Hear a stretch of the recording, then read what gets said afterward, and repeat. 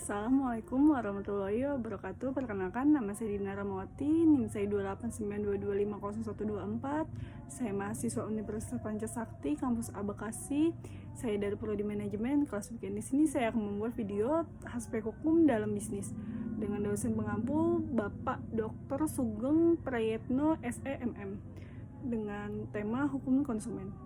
A. Pendahuluan. Permasalahan konsumen selalu merupakan hal yang aktual untuk dipersonalkan dan diperdebatkan. Masalah konsumen adalah masalah manusia yang tentunya juga berhubungan dengan kesehatan manusia dan tidak lepas dari unsur di luar kesehatan, antara lain unsur keagamaan. Sesungguhnya masalah pelanggaran hak untuk konsumen di Indonesia sudah terlalu banyak terjadi, tetapi sebagian besar masyarakat membiarkan kasus yang menimpanya dengan berbagai alasan pertimbangan. Alasan yang paling sering dijumpai adalah tidak mau repot atau khawatir urusan jadi besar dan bertele-tele, dan tidak mau berurusan dengan polisi. Masyarakat tidak yakin laporannya akan ditanggapi dan dilayani dengan baik. Sebagian besar masyarakat tidak tahu harus kemana untuk mengadukan permasalahan tersebut yang dikhawatirkan akan menghabiskan biaya besar yang bahkan tidak mungkin akan membuatnya sengsara di kemudian hari. Dalam banyak kasus terlihat bahwa pelaku bisnis seringkali tidak memperdulikan bahwa pabriknya telah mencemari lingkungan atau produknya ternyata mengakibatkan penyakit bagi konsumen. Ada pelaku bisnis yang merespon peristiwa yang merugikan masyarakat dengan memojokkan konsumen dan mencari kelemahan korban untuk melepaskan diri dari tanggung jawab. Bahkan terkadang malah balik menuduh konsumen sebagai penyebab terjadinya peristiwa. Oleh karenanya, untuk memberikan perlindungan hukum baik kepada konsumen maupun produsen, maka Undang-Undang Nomor 8 Tahun 1999 tentang Perlindungan Konsumen dan Produsen, walaupun undang-undang tersebut adalah tentang perlindungan konsumen, tidak berarti hak-hak produsen disingkirkan. Hal ini dapat dilihat antara lain dengan dicantumkan rumusan dari hak-hak pelaku usaha. Pasal 27, yaitu dibebaskan pelaku usaha dari kewajiban dan tanggung jawab yang diderita konsumen. B. Posisi konsumen dalam perdagangan bebas. Situasi akhir-akhir ini yang mendesak pemerintah dan pelaku usaha untuk segera memulihkan kegiatan bisnis dan perekonomian seringkali dihadapkan pada persoalan perlindungan konsumen. Pasokan barang dan jasa melalui kegiatan promosi yang gencar tidak selamanya dapat dipahami dengan baik oleh masyarakat dan bahkan seringkali mengakibatkan masyarakat menjadi korban. Sifat berpikir objektif sering dikalahkan oleh kegiatan promosi 2 yang mengebu-ngebu dengan berbagai teknik promosi yang dikemas sedemikian rupa sehingga mengubur sikap rasional konsumen.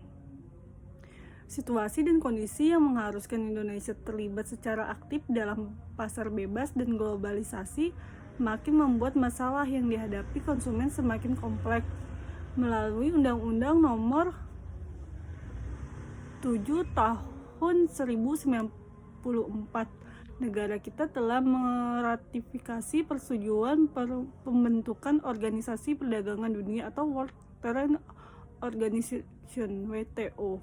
Dalam aturan-aturan yang ditetapkan WTO, sebenarnya perlindungan konsumen lebih mendapat perhatian dan perlindungan hukum, misalnya hak kekayaan intelektual, standar barang dan jasa yang diperdagangkan, serta sanksi bagi negara-negara yang memproduksikan barang dan jasa yang tidak sesuai dengan ketentuan hukum. Dalam TRIPS, Trade Latent Inclusion Properties, antara lain disebut bahwa negara anggota wajib melaksanakan ketentuan tentang penggunaan merek sebagai upaya untuk melindungi konsumen sebagai korban peniruan merek. Misalnya dalam kasus Nike di Indonesia, Mahkamah Agung Republik Indonesia berpendapat bahwa menggunakan merek terkenal di dunia internasional tanpa izin yang dapat juga mengelabui konsumen seolah barang yang dipalsukan mereka tersebut barang asli.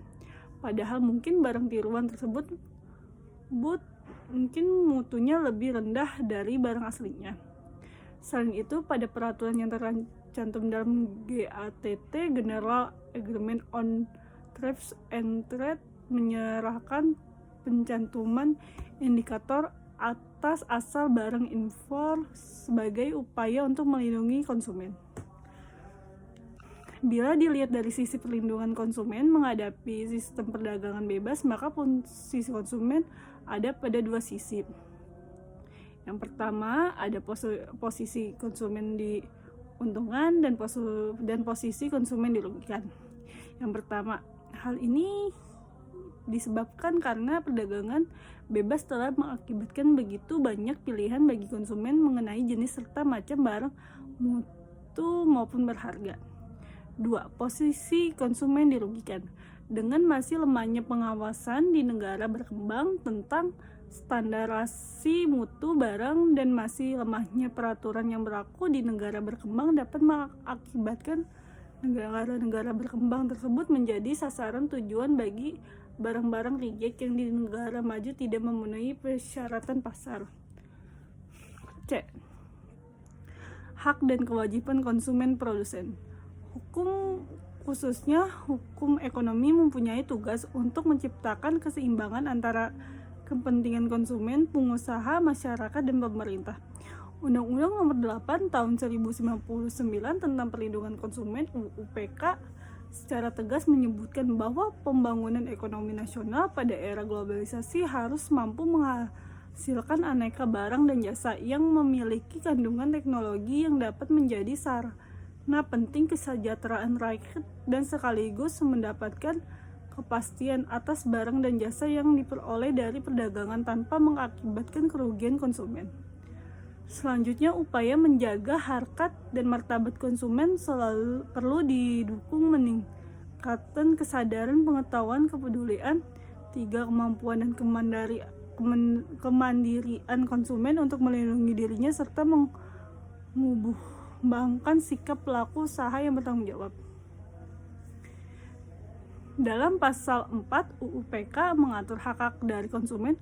Hak dan hak-hak konsumen tersebut adalah ada 9 hak. Yang pertama tuh ada hak atas kenyamanan dan keselamatan atas barang dan jasa. Yang kedua, hak untuk memilih barang dan jasa. Yang ketiga, ada hak mendapatkan informasi yang benar, jelas, dan jujur atas barang dan jasa. Yang keempat, hak untuk didengar pendapat dan keluhannya. Yang kelima, hak untuk mendapatkan bantuan hukum, perlindungan dan penyelesaian sengketa. Yang keenam, ada hak dalam pembinaan dan pendidikan konsumen. Yang ketujuh, ada hak untuk diperlukan secara benar, jujur, dan tidak diskriminatif. Yang kedelapan, ada hak untuk mendapatkan kompensasi atas barang atau jasa yang merugikan. Yang kesembilan, hak-hak yang ditentukan dalam perundangan-undangan lain. Selanjutnya, dalam pasal 5 UU-PK mengatur kewajiban konsumen, yaitu ada 4. 1. Membaca dan mengikuti petunjuk informasi dalam produsen pemakaian yang benar. 2. Beritikat baik dalam transaksi pembelian dan barang atau jasa. Yang ketiga, membayar sesuai kesepakatan. Dan yang keempat, mengikuti penyelesaian sengketa secara patut. Sedangkan hak-hak pelaku usaha pasal 6 UU-PK adalah ada 5. Yang pertama, 1. Hak untuk menerima pembayaran dari konsumen. 2. Hak untuk dilindungi hukum atas etiket tidak baik konsumen. 3. Hak untuk membela diri dalam sengketa konsumen. 4. Hak untuk memperoleh rehabilitas nama baik apabila tidak bersalah. 5. Hak-hak yang ditentukan dalam peraturan perundang-undangan lain. Mengenai kewajiban pelaku usaha terdapat dalam pasal 7 UPK, yaitu 1.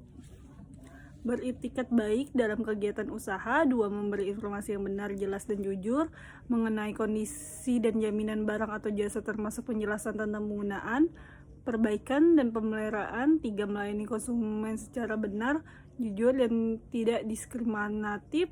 4. Menjamin mutu barang atau jasa berdasarkan ketentuan standar mutu yang berlaku. 5. Memberi kesepakatan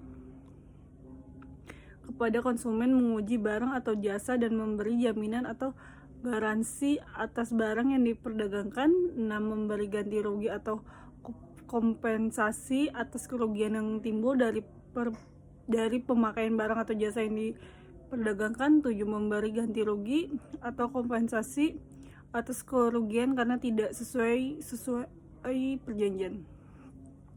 Dalam rumusan kewajiban produsen pelaku usaha sesuai pasal 7 butiran A UU PK, maka pelaku usaha diwajibkan untuk beriktikat baik dalam aktivitas produksinya. Rumusan tersebut mengandung suatu keharusan atau kewajiban yang suka atau tidak suka harus dilaksanakan.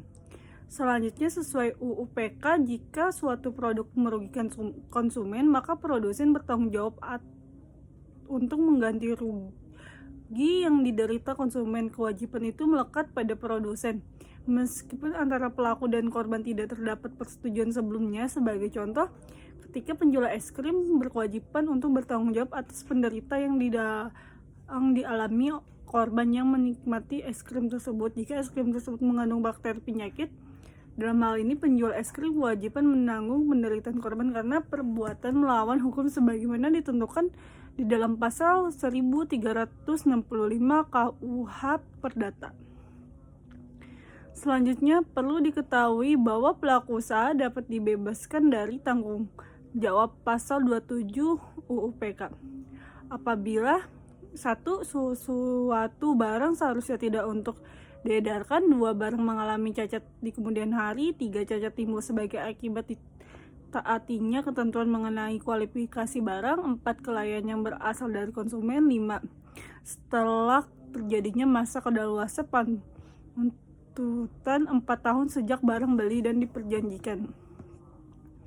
Pada saat seseorang akan melakukan klaim, maka dasarnya terdapat 2 dasar teruntutnya, yaitu 1. Pelanggaran jaminan.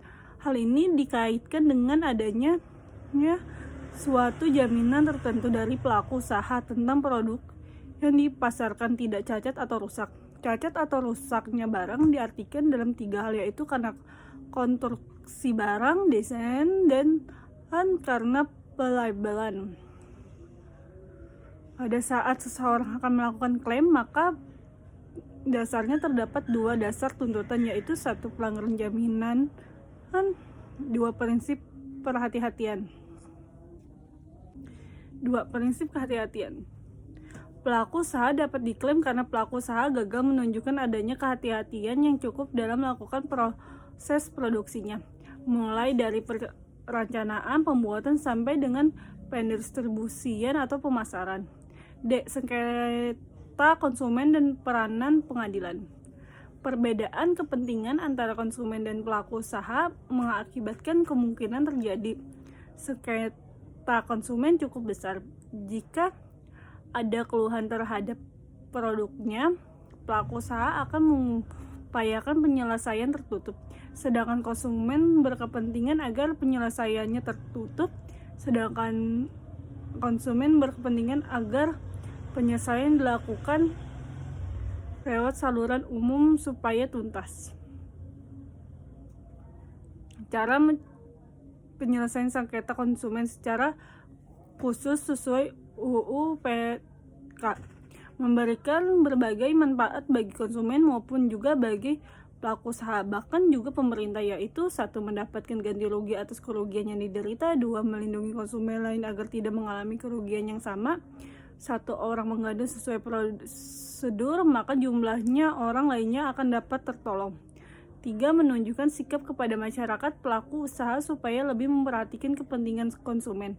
4. Pengaduan dapat dijadikan tolak ukur dan titik tolak untuk perbaikan mutu produk dan memperbaiki kekurangan lain yang ada. 5. Dapat sebagai informasi dari adanya kemungkinan produk tiruan.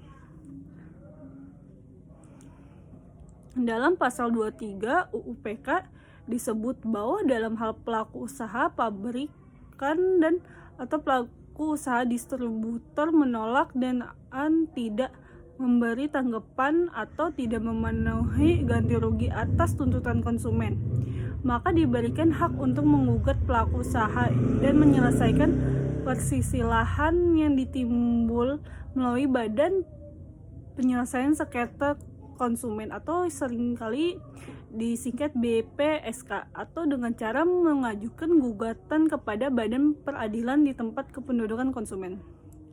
Oleh karenanya jelas bahwa UU-PK memberikan alternatif penyelesaian melalui badan di luar sistem peradilan yang disebut BPSK, atau melalui pengadilan negeri yang daerah hukumnya meliputi tempat kedudukan konsumen.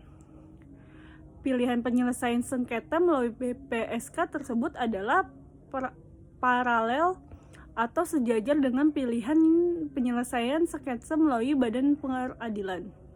Putusan BPSK cukup menakutkan bagi pelaku usaha yang nakal, karena putusan tersebut dapat dijadikan bukti permulaan bagi penyidikan, sehingga penyelesaian sengketa melalui BPSK tidak menghilangkan tanggung jawab pidana menurut ketentuan yang berlaku.